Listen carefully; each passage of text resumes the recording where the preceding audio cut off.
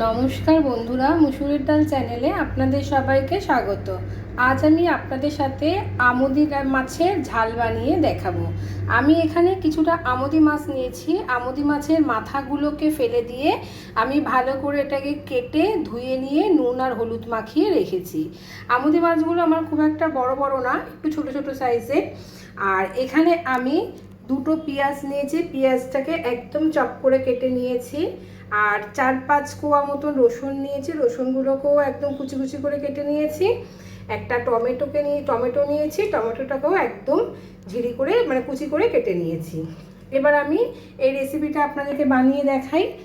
এখানে আমি একটা কড়াই বসিয়ে নিয়েছি।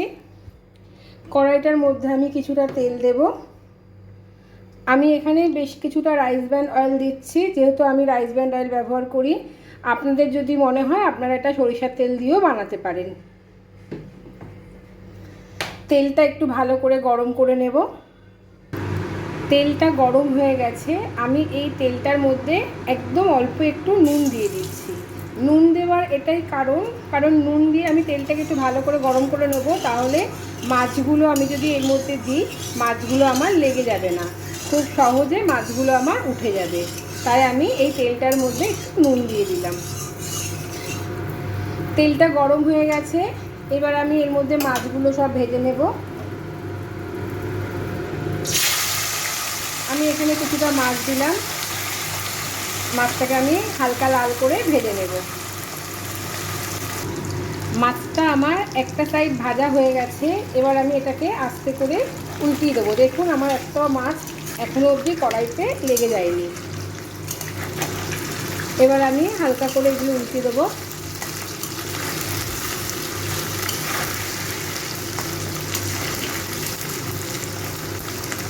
এইভাবে আমি একটু লাল করে সব মাছগুলো ভেজে নেব। মাছগুলো আমার সব ভাজা হয়ে গেছে। মাছটা ভাজার পরে কড়াইতে আমার এই তেলটা রয়েছে, এর মধ্যে আর একটু তেল দেব। আর অল্প একটু তেল দিলাম। এবার আমি এখানে সামান্য একটু কালো জিরা দিলাম। কালো জিরাটাকে একটু ভেজে নেব।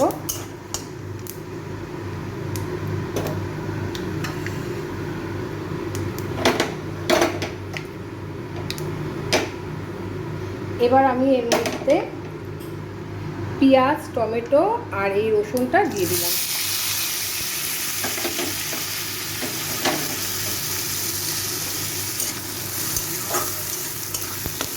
এই সব জিনিসগুলোকে একটু ভালো করে ভেজে নেব। একটু 5 মিনিট আমি ভালো করে ভেজে নেব। এবার আমি এর মধ্যে 4টে কাঁচা লঙ্কা কুচিয়ে রেখেছিলাম, এই কাঁচা লঙ্কাটা দিয়ে দিচ্ছি। আর এখানে আমি একদম অল্প একটু নুন দেব, কারণ আমি মাছে নুন মাখানো ছিল আর তেলের মধ্যেও একটু নুন দিয়ে মাছটাকে ভেজেছিলাম। তাই আমি এখানে অল্প একটু নুন দিচ্ছি, লাগলে দেব। আর এই মাছের টেস্টটাকে বাড়ানোর জন্য আমি একদম সামান্য একটু, জাস্ট একটুখানি চিনি দিলাম, একদম অল্প একটু। এই চিনিটার জন্য এই মাছের যে টেস্টটা, এই টেস্টটা খুব ভালো হবে। এবার এটাকে আমি আর একটু ভালো করে ভেজে নেব। নুনটা তাড়াতাড়ি দিলাম এই কারণে, তাহলে আমার পেঁয়াজ আর টমেটোটা খুব তাড়াতাড়ি ভালো করে নরম হয়ে যাবে। পেঁয়াজ টমেটোটা ভাজা হয়ে গেছে। এবার আমি এর মধ্যে একটু হলুদ দিচ্ছি, অল্প একটু হলুদ দিলাম।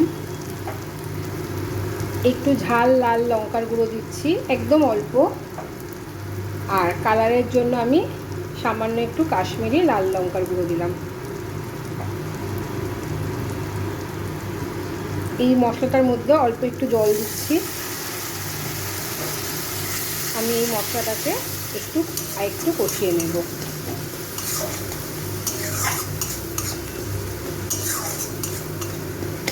আমি একটু 2-3 মিনিট আর একটু ভালো করে কষিয়ে নেব। মশলাটা ভালো করে কষানো হয়ে গেছে। আমি এবার এর মধ্যে অল্প একটু জল দিচ্ছি, একদম সামান্য একটু জল দিলাম। কারণ এটা আমি একদম মাখা মাখা করব, তাই আমি অল্প একটু জল দিলাম। এবার আমি এর মধ্যে এই মাছগুলোকে সব দিয়ে দেবো।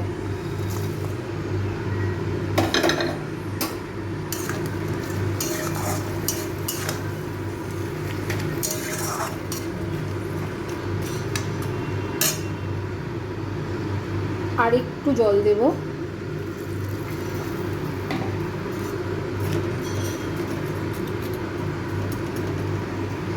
এটা একটু ফুটে গেলে আমার মাছটা রেডি হয়ে যাবে।